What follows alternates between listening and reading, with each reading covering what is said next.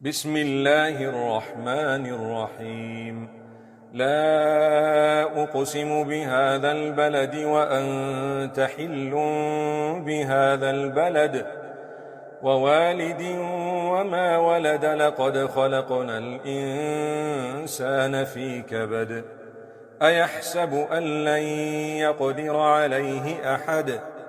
يقول أهلكت مالا لبدا أيحسب أن لم يره أحد ألم نجعل له عينين ولسانا وشفتين وهديناه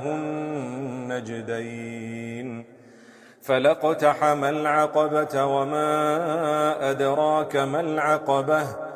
فك رقبة أو إطعام في يوم ذي مسغبة